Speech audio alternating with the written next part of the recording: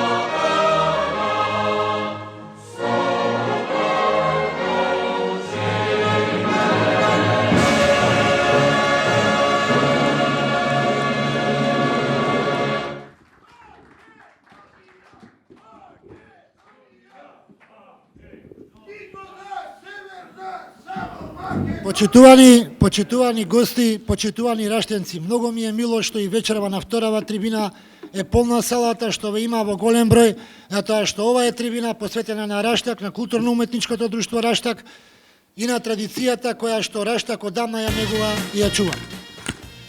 Вела дека времето е најдобар адвокат. И јас пред година и пол, некаде септември-октомври 2021 година, се сретнав со сегашниот градоначалник на општина Газибава, тогашен кандидат, и ми рече: Дејан, во мене имаш подршка за све што е поврзано со македонската традиција, со аманетот.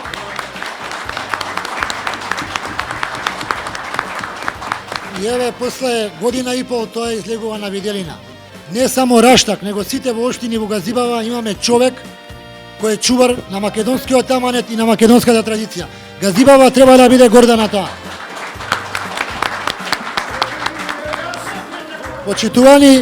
Почитувани, мене ми е чест што тука сум покрај Стоиле Димовски, човек кој можеби, ако не цел, повеќе од пола живот го има посветено за Раштак, за културно-уметничкото друштво, за Трајко Попов.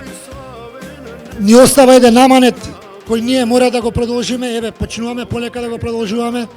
Мене ми е чест што сум тука со внуката од ќерка на брат на Трајко Попов, Никола Попов, исто голем македонец, кој 7 години лежал по затворите за Македонија. И мене на крајот ми е чест што тука меѓу нас е и професор Владимир Јаневски, кој ќе го заземе моето место и кој ќе говори за Раштак. Многу ми е чест што човек кој од најмлади години до сега е посветен на традицијата, на орото, на носиите, и ми е мило што препознава во македонски аманет, Македонец за Македонец здружение кое се труди тоа да го промовира и се повеќе да го етабира во јавност. Исто сакам да се заблагодарам на сите членови, симпатизери и поддржувачи на македонски аманет, Македонец за Македонец, да сте ми живи и здрави сите. Идеме до крај. Назад нема, назад е многу далек. Ви благодарам на сите. Професоре, повелете. Добар ден на сите. Јас мислам дека нема да има потреба од микрофон. Мислам дека ќе ми е проблем да зборувам и да држам микрофонот. Јас да се представам, јас сум Владимир Јаневски, професор доктор Владимир Јаневски. Од најмалата моја рана возраст почнав да се бавам со традиција, со фолклор. 1986 година станав професионален играорец во ансамбл Танец. Таму бев 15 години како играч, пејач. Покасно во 2001 година се префрли во средното музичко училиште, па на факултетот за музичка уметност. Во текот на сите овие години можев да се надградувам, на тој начин дојдов до мојата одбрана на магистратурата, одбраната на докторатот, и се тоа се врзуваше и се тоа беше во областа на традицијата, во областа на фолклорот. Мои најтесни теренски истражувања и мој најголем интерес ми беа игрите, носијата и регионалната етнологија. И сега тука јас, треба да зборуваме за Трајко Попов. Јас со Трајко Попов, и да кажам, ајде, културно убаво ли да ги кажам, проблемите со Трајко Попов се сретнав уште далечната, можеби од сега, 92 година. А како беше тоа? Тоа беа моите први теренски истражувања во селата Булачани, Црешево и Раштак, беше дел од Скопска Црногоријата, и така да се повеќе и повеќе истражував, но повеќе ја следев литературата која беше до тогаш издадена. Тогаш уште тогаш знаев дека Трајко Попов е еден од првите организатори на некакво си културно-уметничко друштво. Толку можев како во тие години, толку можев да разберам и толку беше мојот капацитет. Бев некаде можеби на некои мои 18 и 19 години. Но покасно кога ја работев проблематиката, сватив многу работи кои за мене стануваа се поинтересни. Јас на почетокот би сакал само да ви кажам што е Раштак, зашто Раштак се создаде како културен центар, зашто по Раштак се добија и некои си етноними, некакви си екзоними, зашто Раштак толку се наметна во културната традиција, а сепак не влезе во администрацијата. Не влезе во администрираната уметност, да кажам. Раштак е село кое се наоѓа на падините на Скопска Црна Гора, но морам да ви кажам дека не е црногорско село. Голем дел, имате, верувам дека има наши сожители кои се од селото Раштак. Одма со примери ќе ви кажам, селото Раштак никогаш не се мешаше со населението од Скопска Црна Гора, со селата Љубанци, Љуботен, со соседните села, само заради тоа што тие беа црногорци, они беа блаќани. Во минатото, зборам за 19. век, и покрај тоа што едни другите се православно население, никогаш не се случуваше такво нешто, само заради таа затвореност на групите. Инаку во Скопската котлина поставени се три етнички групи или три етнички предели, а тоа се Скопска Блатија, како еден од најголемите предели, кај што припаѓа и селото Раштак, Скопска Црна Гора, кои се 11 села, и Скопски Дервен, од кој е останато само селото Кучково, другите 18 села кои биле до 18-тиот и 19-тиот век, според Трифуновски се албанизирани и раселени во Тетовскиот дел или се во Скопската котлина, се претопени, значи, во овој дел од населението. Зошто една структура на население одека во Скопската котлина се менува е многу интересен фактот. Ние етнолозите многу често сакаме да истражуваме, сакаме да одиме да видиме генезата на населението каква била и нас, поготово мене, обединувачки фактор секогаш ми била носијата. Главен обединувачки фактор за да можам да видам која е групата, каква се движела групата, ми била носијата. Следејќи и гледајќи ја носијата, ќе забележиме дека Скопската котлина најголем пресуден фактор било далечна 1689, односно палењето на Скопската котлина од војсководецот Пиколомини. Во таа иста година во Скопје владеела чума, Пиколомини доаѓа овдека и тој сам се разболува, но наредува да се запали целата Скопска котлина. Од таму до тогаш се мисли дека во Скопската котлина била една етничка група или еден етнички предел, дека во трагите на носијата, во типовите на носијата, во естетиката на носијата, во класификацијата на носијата, гледаме дека тоа била еден етнички предел. Покасно, во тој, значи, со опожарувањето на Пиколомини, се мисли дека целата Скопска котлина се опустошува и почнува да доаѓаат голем дел на население да се доселува. Дали е пресуден фактор, не знаеме, за селото Раштак и за голем дел и од другите села да останат едногамни, односно да останат затворени, е прашање кое дали треба да се истражува, но фактот е тоа дека селата Булачани, Црешево и Раштак стануваат една лимитрофна зона кон пределите Скопска Блатија и Скопска Црна Гора. И што се случува тука? Тачно се знае дека голем дел од населението во овие села доаѓаат од кумановските села, се преселуваат, голем дел се преселуваат од прилепските села, но ја добиваат естетиката на котлината, односно на Скопската Блатија. И тогаш во тој случај, да речеме само како еден пример, тачно се знае дека во Булачани целата Ќурковска мала е доселена од население од Прилепско. И покрај тоа што тие денеска се Блаќани, покрај тие што тие денеска се осеќаат дека се од Скопска Блатија, но сепак генезата ни ги кажува тие податоци. И сега ако забележиме структурата на тоа население или структурата да видиме зошто е лимитрофно, па зошто се создал некаков сите културен синоним Раштак, ќе забележиме дека единствено во селата Булачани, Црешево и Раштак до крајот на 19-тиот век се изведувале водичарки, а никаде на друго место. Ќе забележиме дека невестинската кошула припаѓа кон Скопска Црна Гора, а сите други елементи се кон Скопска Блатија. Ќе забележиме и диалектот и говорот многу повеќе припаѓа кон кумановскиот, односно според народните толкувања, според пределите Средорек, Жеглигово и Славиште, односно според пределот Жеглигово, говорот припаѓа кон пределот Жеглигово, но исто така и обредноста, односно водичарките припаѓаат кон обредниот момент на пределот Жеглигово. На Трајко Попов имаше, често пати ќе кажам Трајко и Трајче, затоа што и во населението, во литературата стои како Трајко, но мислам дека и во семејството повеќе и како Трајче и во селото е повеќе Трајче. Но во литературата стои повеќе Трајко Попов.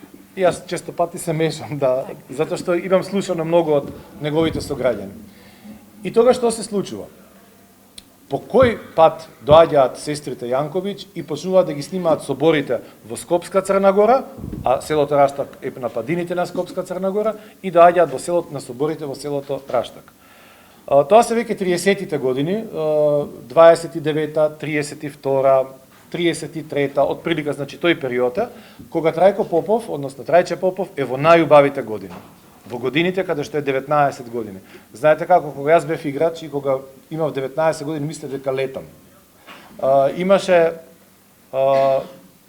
една бабичка која многу одамна почината во Булачани, во Радевци, викаше Веселинка Радевска, викаше: синко, кога бев млада, мислев дека летам, дека не газев на земја.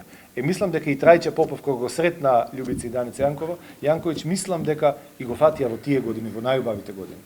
И тогаш веќе тој имаше сосема веќе психологијата па на Трајче Попов е сосема поинаква, затоа што тој имаше поинаква психологија, поинаков карактер, знаеше да собере луѓе, знаеше да ги измотивира луѓето и знаеше да веќе да ги направи првите сцени. Заради тоа што знаете што е веќе кога едно е да се игра на собор, кога ќе се соберат на светцол, ама друго е кога ќе излезете на сцена. Сосема друга психологија, сосема друг тип е, сосема друг начин на изведба е, сосема е поинаку. Веќе тука кога веќе и сестрите Јанковиќ прават нарачка да се дека треба да се патува, треба да се отиде во западните со групата од Раштак, треба да се патува. Тука веќе почнуваат и првите проблеми на Трајче Попов, заради тоа што јас имав шанса да разговарам со повеќе од населението кое живееше во Раштак и кое ја затекна таа група. И често прашував како се собираа, како можеа, имаа ли проби, какви беа пробите, затоа што тогаш беа живи соборите, не беше жива како ние денеска живееме во една сосема друга психологија. Ние денеска имаме сосема друг аспект на делување.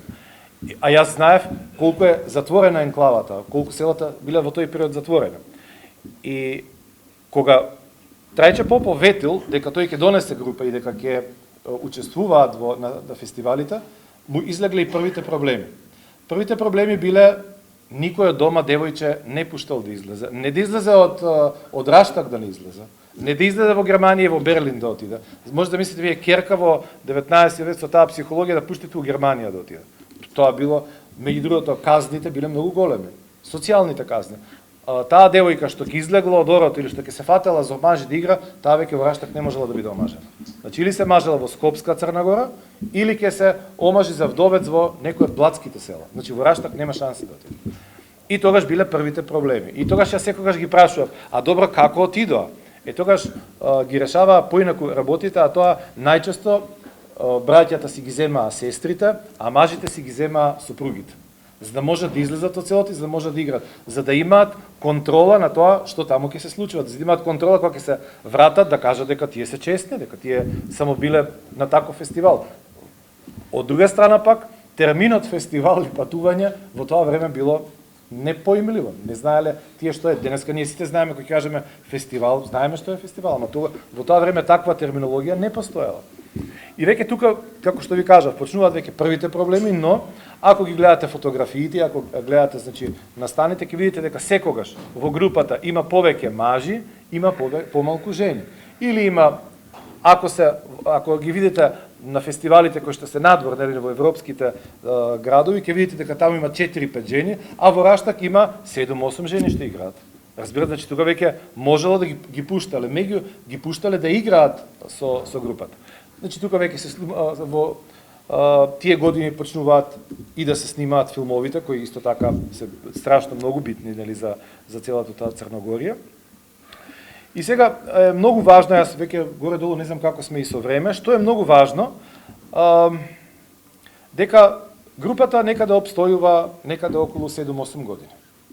Веќе групата со неговото загинување, ако так смеам да го кажам, или стрелање, е 45-та година, ама тој убиството, ама не е 45-та. Групата не престанала на денот кога тие го утепале. Групата престанала да работи неколку години понапред, затоа што реперкусиите не почнале дента, него почнале многу понапред. Така да групата некаде обстојувала до 42-та, 43-та година, напред, назад, па ќе се соберат, па нема да се соберат, било голем проблем.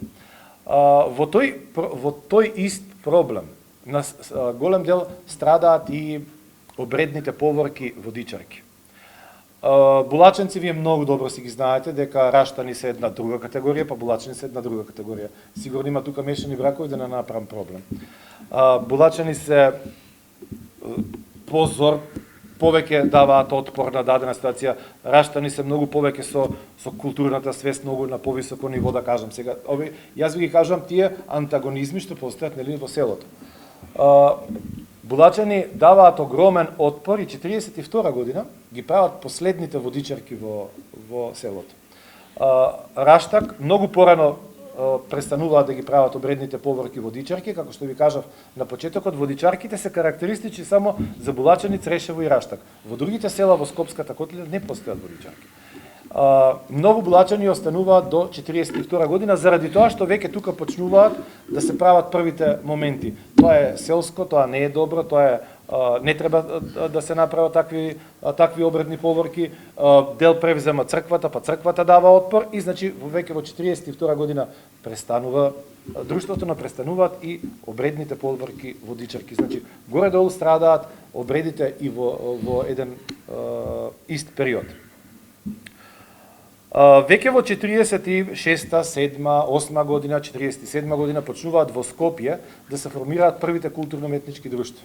Тоа се Кочарацин, Орце Николов, 47 година, че тука се формираат тие културно-уметнички друштва, почнуваат активно да работат и веќе во таа културно-национална свест се појавува дека во 48 година во Југославија треба да се формираат трите ансамбли, професионални ансамбли. Танец во Скопје, Ладо во Загреб и Коло во Белград. И тогаш се формира танец во 48 година. Но како ќе се формира танец? Сите се уште колективот е, нели, се уште до 48 година, се уште сите села во Македонија живеат затворено и тогаш почнуваат. Како ќе бараат групи? Како што Јанковиќ оделе по селата. Прва се зима Лазаровската група, се зимаат битолското лоби, значи битолските групи, дел од јужномакедонските простори, како што се Леринско, тогаш дел доаѓаат и бегалци од Егејска Македонија, доаѓаат и дел од Егејскиот дел, но се исклучуваат сите можности да дојдат играчи и уметници од Раштак. Тотално се исклучуваат. Ниеден не доаѓа од Раштак. Зашто е тоа така?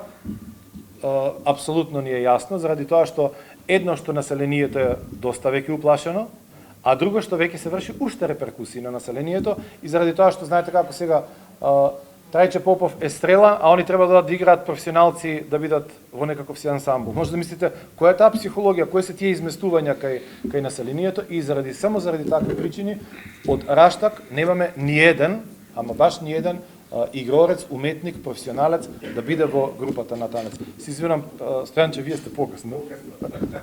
Ти има барем еден, ама веќе 92 година. 90-та? Така. Сега веќе во пензија. Да, така. И само уште едно ќе ви кажам, кога се живи соборите, јас покрај истражувањето ви кажав, антропсихолошката состојба страшно многу ме интересираше за сите овие игрорци и кога во една дадена ситуација бев премногу млад кога бев во танец, често пати и мојот колега ќе се сети, доаѓаше еден игрорец кој се викаше Санде. Знаевме дека е Санде и знаевме дека е од Бардовци.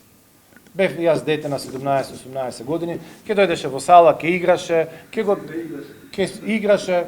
После тоа го гледав дека се уште 90-тите години се правеше прочка на плоштад и сите облечени во носи одеа на калето горе. Исто тој Санде ќе го видев дека ќе играше по тогашната коцка на плоштадот, ќе паѓаше на коленици, ќе играше целиот репертоар, игрорен репертоар го играше од селото Раштак. И веќе во мојата можеби меморија отидов јас во други води, се изгуби Санде, но во дадени ситуации веќе во 2001, 2002, 2003 година јас сватив дека Санде треба да го побарам. Треба да го побарам Санде и да видам што се случува со Санде. И го најдов јас веќе старец, во многу одминати години, и истражував и го прашав како почна да играш. А тој ми кажа вака: дете, бев тогаш дете. Ме потргна срце за натупан. А добро, викам, како? Знаеш како? Јас сум од Бардовци. Во Бардовци имавме собор. Кога јас бев мало дете на 3-4 години, во Бардовци на собор дојде Трајко Попов, ми ги фати нозете, ми направи таква енергија, ми ја даде целата негова животна енергија, ми пренесе таков мит, за да станам јас ист како него играч. За мене тоа беше, нели, страшен еден мит, верување, кој нели некој може да го прифати, некој не може да го прифати, ама еден мит кој Трајче Попов, сакам да кажам, живееше уште кај играчите, односно кај таквото население, живееше уште долги години во како мит. Мене ми е многу драго што можев да разговарам со Санде од Бардовци, ми е многу жал што ние многу малку или воопшто немаме снимки од каков играч беше Трајче Попов, ми е многу жал што се случи тоа што се случи. Многу ми е жал тоа што репертоарот, кога го се работеа кореографиите сите за танец во првите години, се земаат селото Раштак, Селото Раштак, не знам дали знаете, во дадена ситуација во 50-тите години, 60-тите години беше расадник за носии и тогаш од Танец и од сите доаѓаа со комбиња, товараа носии затоа што раштачките жени беа познати по најубавите носии во цела Скопска Блатија. Најубаво дотерани, со најубави елеци, со најдобра мода, најдобро дотерани, зборам за селската носија, нели за традиционалната носија. Од таму пак, што е многу интересно, таа блатска носија, односно таа раштачка носија, се наметна многу долги години, да не биде носија од Скопска Блатија, него да се вика носија од Раштак. Што е многу интересен феномен. Замислете, само според едно село да добие етноним дека таа носија е Раштак. Таа носија нели на Скопска Блатија, затоа што ја носи целата Скопска Блатија, но таа доби примат да се вика Раштак само заради тој центар на култура, само заради тоа што тој Трајче Попов ја создаде тоа културно средиште, каде што ети до ден денеска и во 2023 година можеме да зборуваме, можеме да се присеќаме и можеме да жалиме за некои работи кои можеа малку поинаку да бидат, ама за жал тоа е. Јас тука би застанал заради тоа што морам да им дадем на моите колеги нели збор, а покасно доколку имате нешто и да прашате, јас мислам дека слободно ќе можеме да дискутираме. Се извинувам ако бев предолг.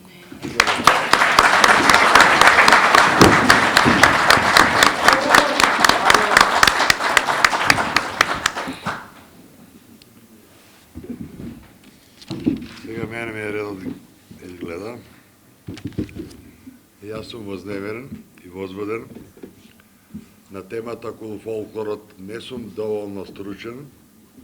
Размислував што да ви кажам вечерва.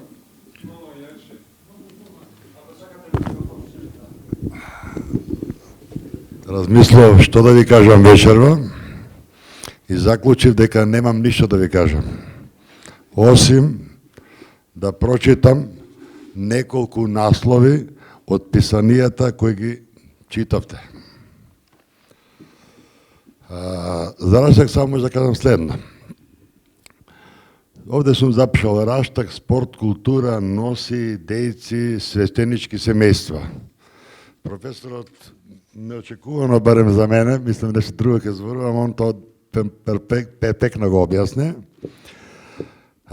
Не кажа ништо околу спортот. Раштевци имат основано 28 година со записник, председател, подпредседател, благајник, Соколско друштво. Иначе соколарството во европски размери се појавува 908 година, за 1928 година се појавува и во селото Раштак. Надпреварите се одржуваат во Скопје претежно и скопските села, но професорот боле ќе го каже тоа, зошто Раштак имал примат на другите села, веројатно поради надареноста на игрорците. 36 година се одржува Соколско друштво следски игри во Раштак. Тоа го имаме документирано. Потоа 36 година во Раштак доаѓа една екипа од Лондон со една господична Мот Карпелес, кој воедно и председател на тие друштвата во Англија, која во своите писанија вели дека таму видела велењаци, дека таму видела богови, играроци, дека таму игра секој, текстот е буквално пред мене, од 36 година, вели дека таму игра секоја жива душа од 3 години до 90 години. Можда не е точно, но од прилика така му доаѓа тоа. Ја треба да внимавам да не видам долг. Имаме уште еден текст овдека вака. Кои луѓе биле тогаш во Раштак? Меѓу тројцата луѓе кои доаѓаат тука е и си некој господин Џон Кенеди. Се совпаѓа со нештата околу Кенеди, возраста негова, но и во тој период пред 39 година и за време на војната, таткото на Џон Кенеди е амбасадор во Лондон. Што има во таа приказна, нека истражува некој, јас не знам. Овде и гледам моите русали, јас кои ги обожавам. Можна повеќе од Раштевци, Господа го знае, дека се борбени. Овде се работи за 37 година писанијата по повод фестивалот во Хамбург. Вели, успех наших сељака из Скопске Црна Горе на утакмица Бечу, Берлингу и Хамбургу. Какви ли тие утакмици биле? Професорот истражувал, па и денеска се прашува. И јас имам се некоја своја загадка, но имам дели од документи кои се точни. И овде има пофални зборови за приказната Раштак. Можно уште нешто интересно, ги има и тука документи кај мене. Вика, успех наши играчи из Скопске Црна Горе у Немачкој. Карактеристично, или што рече гревот професорот околу Раштевци, е тоа што уствари 37 година ги прима у кабинетот канцеларот Хитлер. Тоа му доаѓа денеска во превод, као Ангела Меркел некоја да прима од река. Ја не се разбирам историски, може би професорката ќе ме осуди овде, но не е витно. За еден обичен граѓанин од село дојден, да го прими некој човек кој е председател на една моќна држава, појма немам. Нешто може би значи. Тоа се зема за греф за Раштевци и за 40-те години, кога доаѓаат бугарите како окупатори овде кавака, исто така поривот на Раштевци да играт, кажува професорот до кој период играле, не играле, мислам дека е апсолутно точно така. Во Бугарија, од Бугарија доаѓал и Богдан Пилпов, ако не се лажам, председателот на владата на Бугарија, го имаме тука на фотографија. Па тие лидери доаѓаат уствари преку одредени лица кои се харизматични и значени за ова општество, уствари преку нив сакат да влезат по народот, ако може да влезат. Но кога што е дефинитивно, еве гледам професорка Тачковска има доста кажува на телевизијата да приказна, не успеале, само се прошетале. И тука ме подсеќа една фотографија која може да видите прикажувана меѓу моите пријатели. Раштевка го води Богдан Пилпов, да не речем го влече, а нас не влече еден Бојко Борисов и Румен Радев. А моја Раштевка го влече. Така ја тумачаме таа слика од прилика. Ќе ви простите вака на, може малце на хумор. И овде имам исто така еден интересен текст од новинар на Љубљанско дело, кој е еден и единствен кој присуствувал на тој фестивал. Други лица од печатот нема. И тој во своите текстови разговара, може би на сличен на мојот начин, вели бугарските играчи беа прерушени господа во селски носи. Значи на тој фестивал, он кажува со посмев, тоа не можело да пројде во фелата новинарска и кај режијата. На тој фестивал, само кратко, 37 година, Раштевците како што направиле, како направиле, немаме фотографии имаме, но немаме некој, не знам си какви сознанија, добиват од организаторот едно месечно патување, од кое 7 дена е во Финска, ако не се лажам, во градот Бергамо, и по успад таму имат концерти, буквално секојдневно, разбираш, некој начин. Потоа добиваат автобус, придружба од Гестапо, тоа го имаме фотографии, има турнеја по Германија во Берлин, Хамбург, а и Аустрија, Беч. Ајде, доста ви е толку. 38 година е полна со нештата, веројатно се причина повторно Раштевците, Лазарополците и Русалиите. По моје видување на приказната, но доминирале Раштевците. Зошто и како, уште не знаеме. Овде гледаме од нивните гостувања ситуации и се може би директни поводности дека тогашната Југославија може да организира етно фестивал. На тој етно фестивал главна потпора на културниот живот било новинарството. Денеска дали имаме новинари овде кавака, не знам.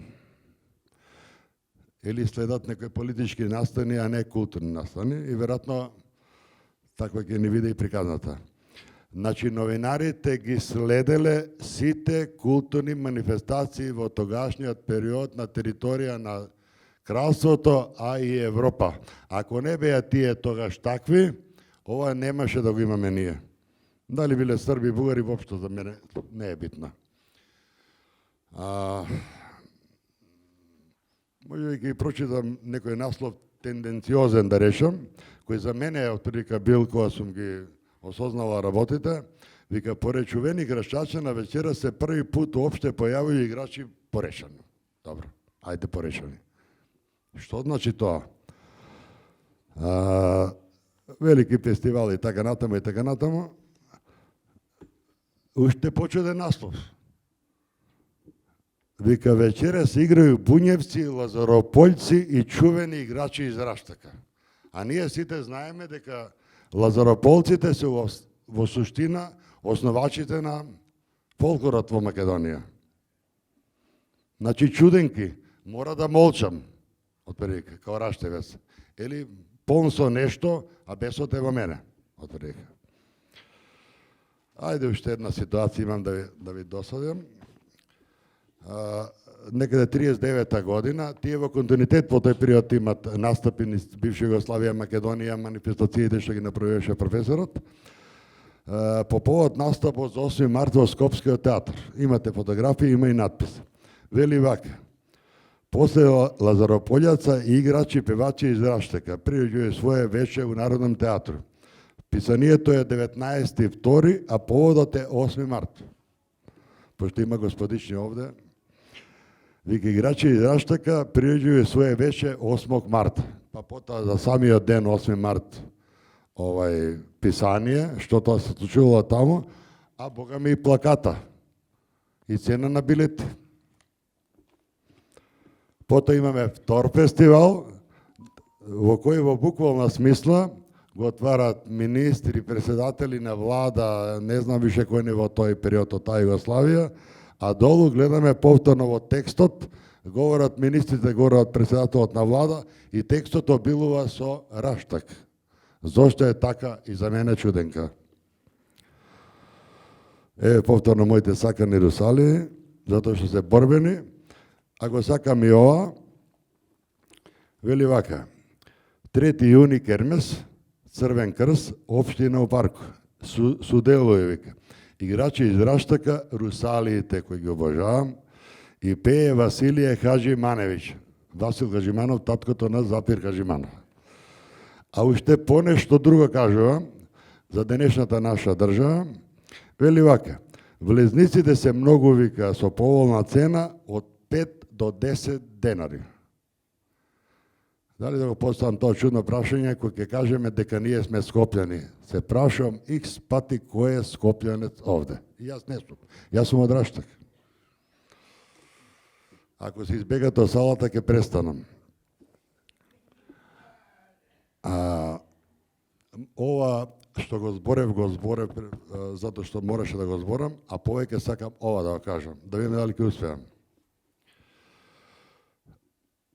Појма немам како сум дошол на идеја да правам културно-уметничко друштво Раштак. Но нешто имало во мене.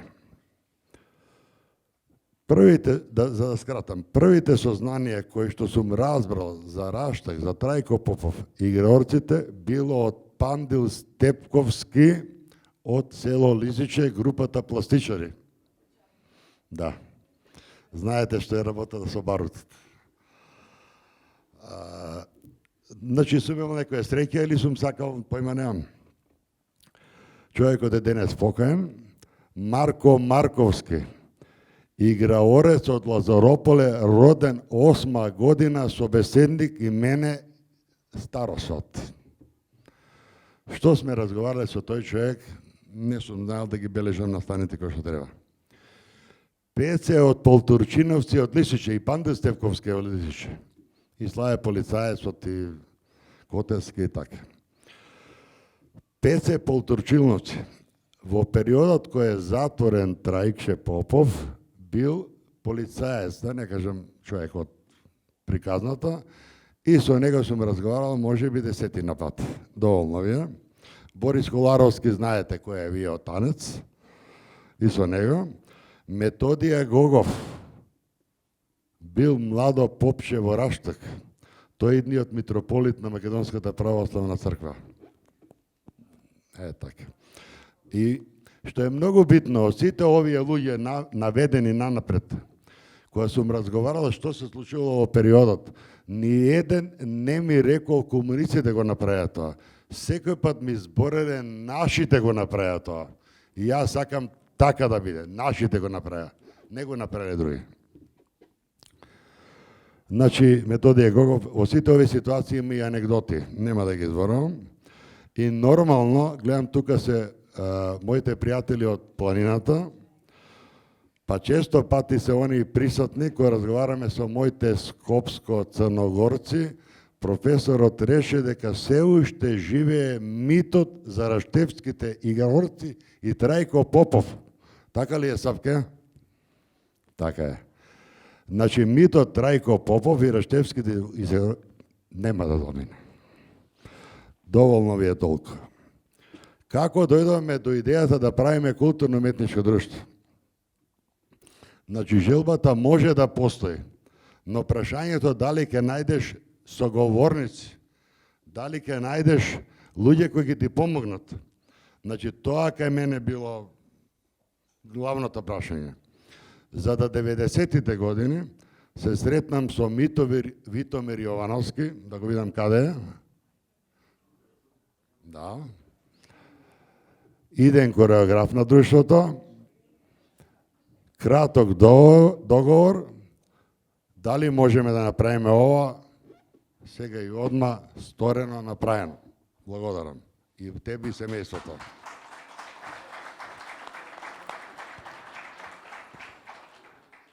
Сакам овие податоци да се знаат, не се знае денес или утре кај ќе одам. Вториот човек, Мирче, со кој сум разговарал, некаде при крајот на годината 96-та година, е Зоран Димовски. Да. Со кого би можел да соработувам во селото Раштак? Како топ ми рече Јуве Трповски. Јуве Трповски, минатиот пат беше, сега го нема, ша работа не знам. И до денешен ден, или доли функционираше друштвото, имаме изуzetно плодна соработка со Зоран и Јуве Трпевски. Мирче кореографот знае приказната за таа работа. Четвртиот или третиот соработник практично беше Јован Костовски, кој и овде го нема. Тој беше врз база на лобирање на Љубе и Зоран, дојде за председател на местна заедница и се покаже како изуzetно плоден човек. За негова владевина излега многу работи. И во оваа прилика сакам да речем нешто. Многу битно. Често пати ме апострофирате мене околу папирологијата. Треба да знаете, сака ви Љубе да биде тука, дека документите стари, дури ние работеме во Раштак, тоа беше тимска работа, ги донесоа Јован Костовски и Љубе Трпевски. Значи ме врзувате за документи. Да, има добар дел на документи во поновата историја, малку и од постарата, кои се во мене или од мене, но да знаете дека Јован Костовски, Ошајковци и Љубе Трпевски се тие луѓе кои носеа работа за таа приказна.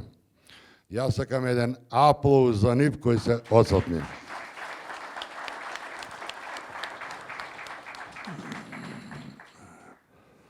Јован Костовски, да што е, и до сите тие голема благодарност. Мојата желба може да биде колку сакате голема, но без моите раштевци не сум можел да направам апсолутно ништо.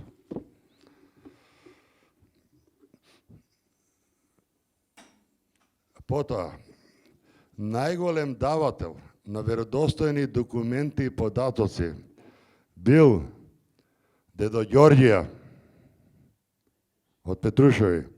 Денес спокоен. Немате представа колку податоци има дадено и кому дедо Ѓорѓија. И за него еден аплауз.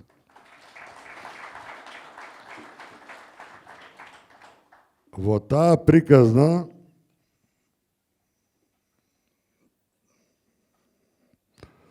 Во таа приказна толку.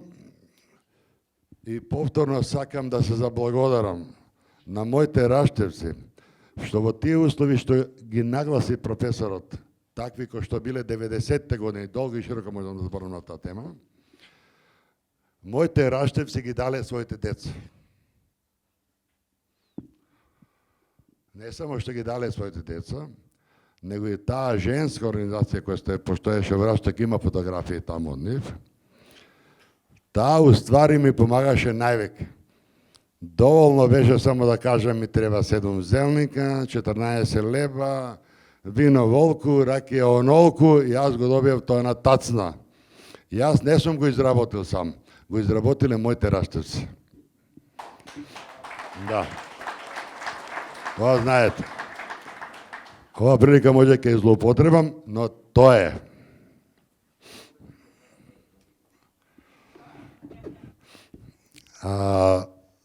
Ајде само уште малку ќе кажам за поновите проекти. Раштевската кауза не запира овде со заминувањето од нас. Таа продолжува. Ке набројам вредни проекти кои се направени од моите раштевци. Прв на листа ми е господин Љубе, надимокот нема да го кажам, јас го нареков гласноговорник. Нов гласноговорник. Почитувани, тој го финансираше проектот Песна за Раштак, не знам Љубе дали сум доволно информиран, и уште 2 песни други. Така? Сакам и еден аплауз за господин Љубе.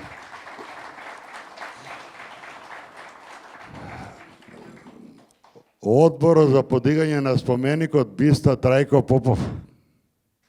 И за нив аплауз.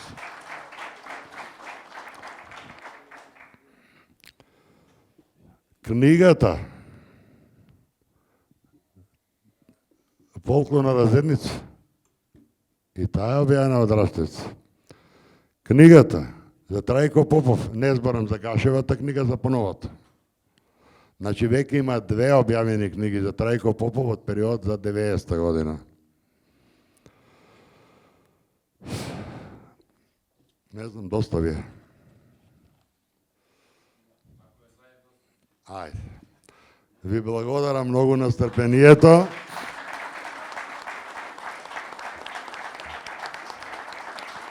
Уште повеќе. Може сум промашил некој, нека ми просто секој одам у црква и барам прочка. А и многу сум кефлија, што до овој момент не избега никој од салата. Ви благодарам.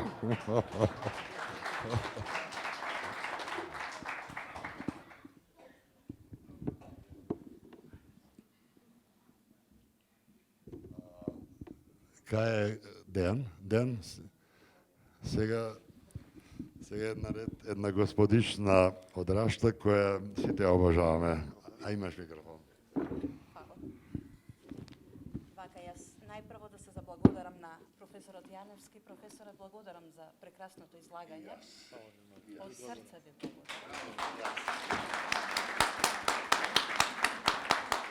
Да се заблагодарам на Стоиле Димовски, кој има една ризница, кој долги години собира за културно и уметничкото друштво, за Раштак. Со толкава љубов, со толкава енергија, со толкава посветеност. Благодарам Стоиле од срца. Да се здраве и жива. Се надам дека некој ќе продолжи таа работа, веќе се продолжува преку аманато, заборев да кажам. Да.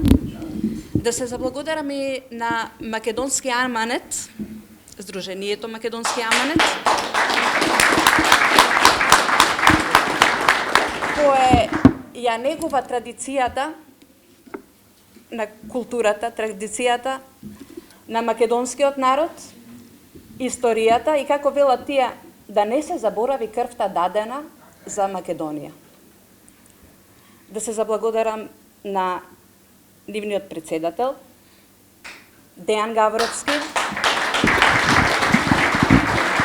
кој како матица ги собира сите патриоти, раштевци, македонци околу себе, кои може да допринесат во јакнењето на духот на македонецот. да се заблагодарам и на градоначалникот Бобан Стефковски, од Газибаба. Голема благодарност за целата поддршка. И сега пред да почнам, она што јас треба да ви го кажам, кој е аманетот кој ни го остава Трајко Попов, неговите браќа. Најпрвен морам, она што ми даде задача мајка ми да го кажам, дека во Раштевската група игроорна членувале дури 5 члена од нашата фамилија. Значи тоа е Трајко Попов, неговиот брат Никола Попов, чија внука сум јас, и има уште внуци од него. Потоа неговиот брат учет Филип Попов, кој за среќа го познавам, и неговите две пратучетки Милка Попова и Марија Попова. Тоа се значи 5 души од нашата фамилија и ми кажа уште да не заборавам да споменам Наталија Шошкич, родена Скопјанка од мајка македонка и татко србин, која се вклучила во Раштевската група и која останала голем пријател на семејството, дури и во деновите кога било прогонувано и во изолација. Тоа морав да го кажам, тоа мајка ми даде за задача да ви го пренесам.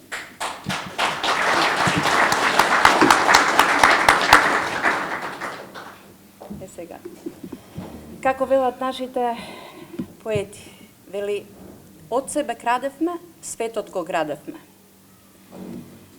Јазикот, литературата, културата, уметноста, поезијата, фолклорот, архитектурата, тоа е златниот штит на еден народ и тоа е еден трезор во кој е собран цел еден дух на еден народ. Веројатно се чудите што е тоа во моите раце. Морам да ви кажам, ова е ќустекот кој е изработен од рацете на мојот прадедо, свештеникот од Раштак, Поп Коста, кој е таткото на Трајко Попов и таткото на Никола Попов. Овој ќустек го работел, дур бил затворен во темните зандани, а бил исто така прогонуван и осудуван заради идејата, заради идеологијата македонска. Но, ако е за некаква символика, тој имал верба дека откако ќе го изработи овој Раштак, неговите синови ќе продолжат неговата идеја и неговата идеологија и дека ќе се веат и ќе се вртат уште многу македонски ора или кола, како сакате наречете ги. И навистина, овој ќустек во рацете го држале моите дедовци, Трајко и Никола Попови. Па верувам дека, бидејќи сум духовно битие и верувам дека се е енергија и вибрација, верувам дека овој ќустек, држејќи го во рацете, ќе ми даде моќ да ви пренесам она што е нивни аманет. И она што тие преку фолклорот, преку фолклорниот танц сакале да ви го остават како аманет. Во песната за Раштак убаво велите, нас Трајче Попов не научи како да сме со песна горди раштевци, но и горди македонци. Најпрвен, што е орото и што е колото и од каде потекнува? Орото или колото или хорото, секаде различно го нарекуваат, потекнува токму од овие простори, од балканските простори. Орото е народен танц во кој луѓето, односно играчите, држејќи се за рака, под еден исти так, во една иста музика, играат движејќи се во круг. А што е кругот? Па кругот представува божествена животна сила и духот кој одржува во стварност таа наша сила и тоа наше движење. Тоа е оној коловрт, ако знаете, кој се наоѓа на клесан најчесто во нашите, како символика во нашите згради, во нашите споменици. Коловртот кој се врти. во круг и кој го представува символот на животот. Тој е древен символ. Сите животни циклуси се одвиваат во круг. Целиот космос, планетата, наша земја, мајката, се врти во сончевиот систем околу Сонцето. Круг е и целиот наш живот. Значи, раѓањето, движењето, формирањето како личност, младоста, на крајот смртта и повторно сето тоа исто. Целиот циклус животен е круг. На крајот на краиштата и календарот, старото име за календарот е колодар. Кругот ви го дарува Господ, Бог. Истражувајќи за орото и фолклорот, најдов на фасцинантни податоци, а тоа е дека се вршени истражувања, и тоа сериозни истражувања од страна на научници. Па така да, вели, орото е спиритуален танц кој се користел во разни обреди.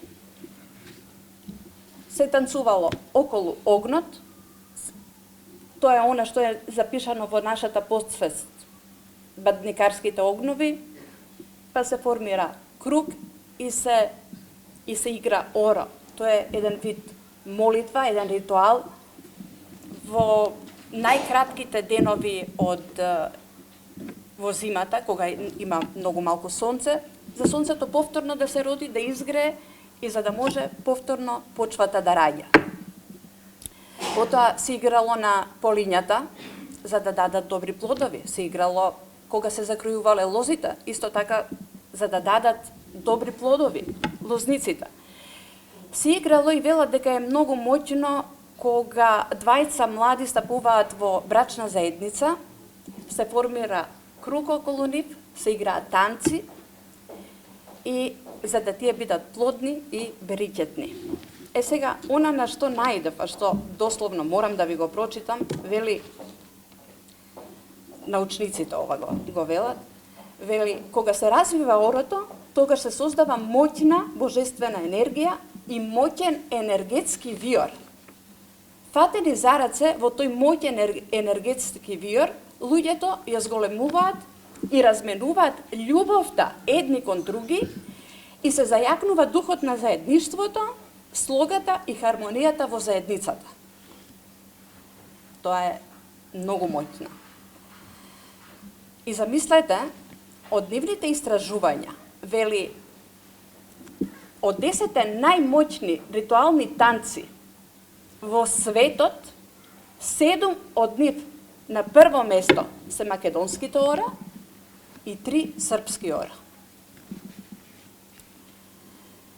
Па, според ова, можеме да заклучиме и кој е аманетот кој ни го оставаат нашите предци, нашите и вашите предци. Еден израз баба ми користеше многу често. Вели, кај има слога, има и Бога. Тоа сум го запомнала и тоа ме прати некако цел живот. Па токму оваа мислам дека е најголемиот македонски аманет. Мислам дека сакале да не испратат порака, како што сме сплотени во едно оро, како што играме заедно, фатени за рака, како што сме хармонични во тој енергетски виор кој не понесува. Така треба да бидеме ние македонците обединети. И тука не можеме да не се присетам на оние прекрасни зборови на поетот Петре М. Андреевски. Вели, да се биде македонец најпрви на света работа, а тори потоа проклетство и немир. И не сме македонци само затоа што зборуваме на македонски. И не сме македонци само затоа што пишуваме на македонски. И не сме македонци затоа што пееме на македонски. И не сме македонци затоа што сме распарчени на македонски. Македонци сме најмногу затоа што сме страдале и затоа што треба да се обединиме на македонски. Тоа е пораката и аманетот кој ни го оставаат нашите уметници, нашите фолклористи, нашите поети, нашите архитекти, нашите уметници и да сте живи и здрави. Ви благодарам на сите почитувачи на делото.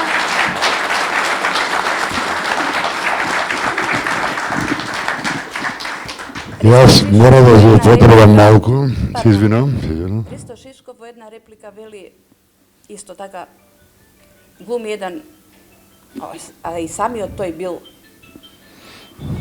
македонски осуденик, патриот во бунт, да. На Белото море вели кога го тераат во затворот, кога ги тера командирот, вели пејте, денес как да пеете, и ги тепаат, и им велат пејте, а тој им вели да пееме, командира, да пееме. Ама чија песна да пееме? Нашата или вашата? Па, драги мои, дојдено е време да запееме нашата песна и да го се играме нашето ора. Обединети и сплотени во една хармонија. Благодарам.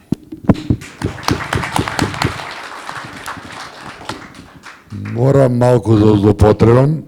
Мислам дека го заборавив Стојанче, господин Стојан, од Дрновци, Павлевски Стојан, така беше, нели? Павловски Стојан, кој беше цел работен век во танец, човек кој ја створи кореографијата Раштак, за кој јас се прашав што ли ке направи, знаејќи што тоа е во танец испретурено околу скопските ситуации. Но, тој човек мене ме изненади, прајќи кореографија која денес скоро во сите друштва во Скопје, гледам дека се применува управо таа ситуација која беше на програмата на Лесепското друштво Црпи вода, Јано бегај дома, Панчеви вика на Владичанчи и така натаму. Стојан, прости ми, благодарам.